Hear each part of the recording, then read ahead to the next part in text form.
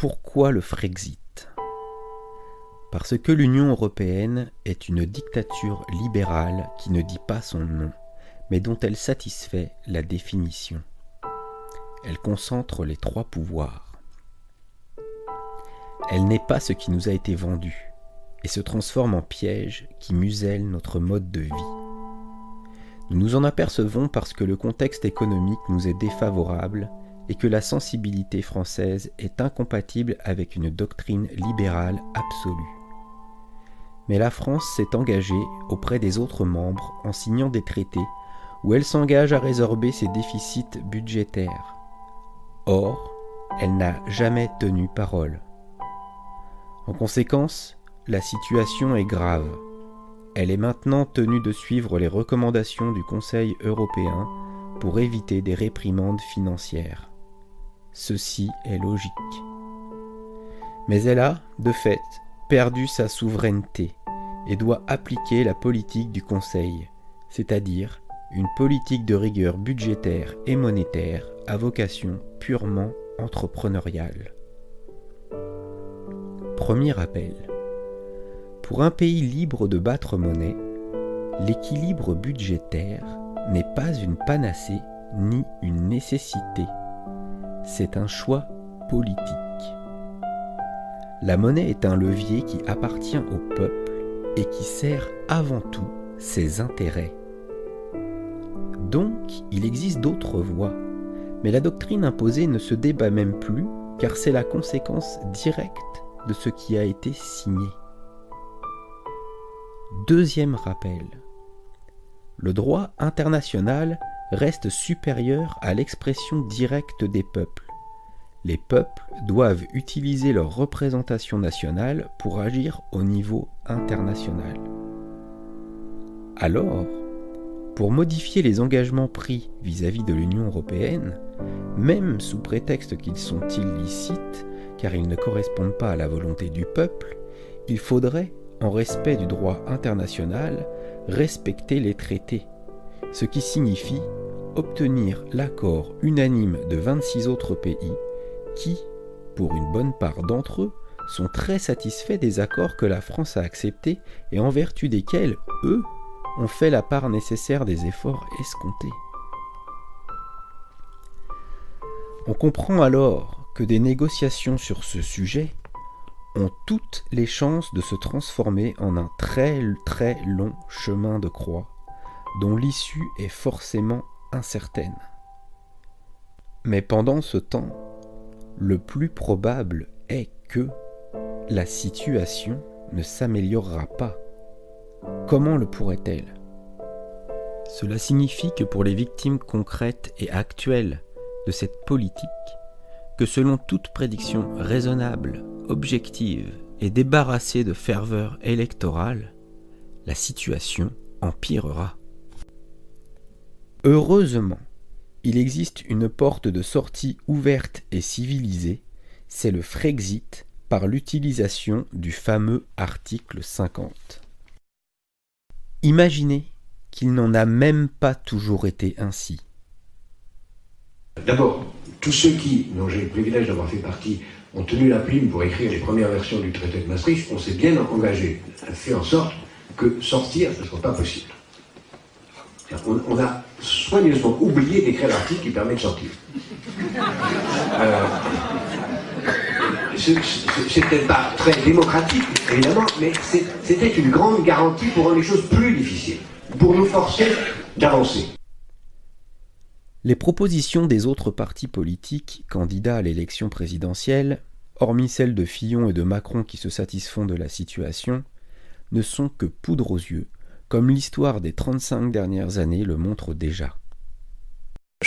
Nous voulons en faire l'Europe des travailleurs, contre l'Europe, comme on dit, l'Europe marchande, l'Europe des profits. On va quand même pas faire que l'Europe des patrons. Delors, sincèrement, vous n'êtes pas quand même un petit peu déçu par le résultat obtenu en matière d'avancée d'Europe sociale ? je suis un peu déçu. Le traité de Maastricht est-il trop libéral ? C'est ce que pensaient certains socialistes réunis aujourd'hui à Paris et qui voulaient y inclure des clauses sociales. Le Parti socialiste va sortir de cette convention, de ce Conseil national, renforcé dans sa conviction européenne, en marquant bien sa différence par rapport à la construction européenne actuelle. On a été trop loin dans le sens du libéralisme. Voyez-vous, toute cette affaire de construction monétaire et d'euros se faisait aujourd'hui jusqu'à maintenant de façon très libérale et uniquement sur les questions monétaires. Et Lionel Jospin avait beaucoup insisté pour qu'on s'occupe d'autre chose. Faire sa place au social dans la bataille économique que l'Europe doit conduire.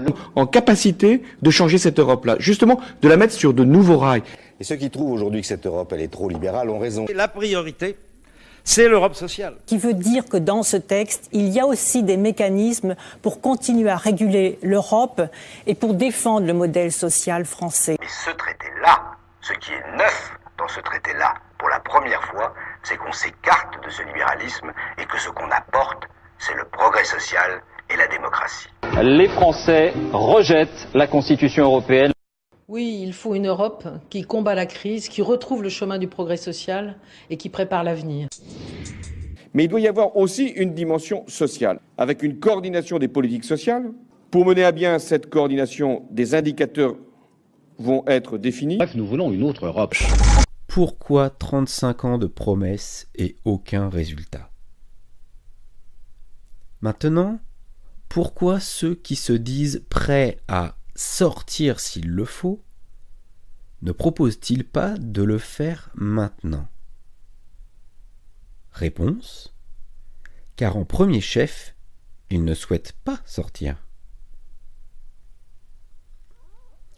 Difficile de croire que ces propos sont exagérés et que les gouvernements successifs ne sont pas conscients de la situation quand on lit leurs réponses aux recommandations du Conseil.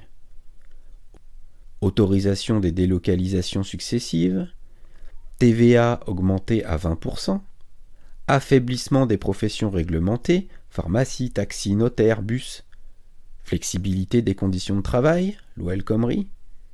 Toutes les nouvelles lois sortent de là. Elles ne sont que la matérialisation des recommandations du Conseil européen.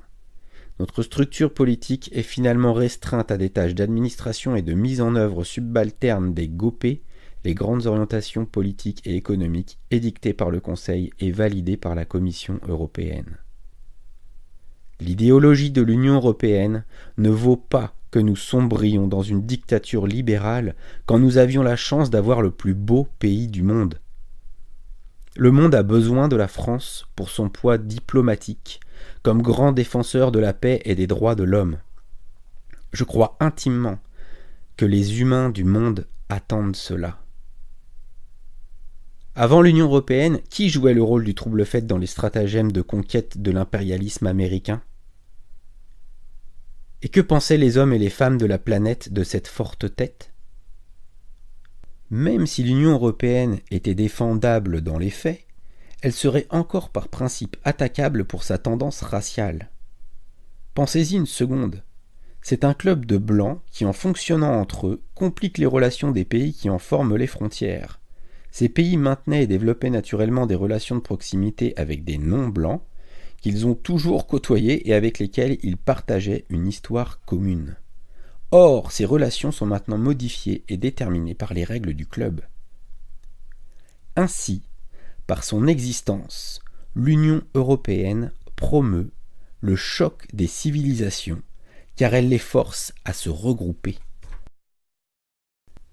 Il faut se réveiller, comprendre ces mécanismes qui ont toujours été décrits au grand jour, mais dans un langage de légiste que l'on sait étrangement bien gardé de nous expliquer. Quoique ce n'est pas si étrange, car il est évident que nous aurions tout refusé. Utiliser la porte de sortie que nos partenaires ont concédée est la manière rapide, respectueuse et civilisée. Alors, enfin nous pourrions laver notre linge en famille et pourrions à nouveau choisir notre chemin par la voie de la démocratie.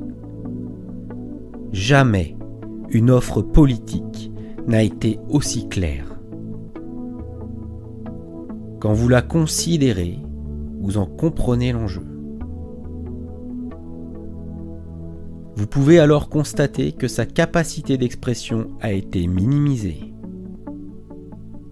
Vous comprenez aussi pourquoi.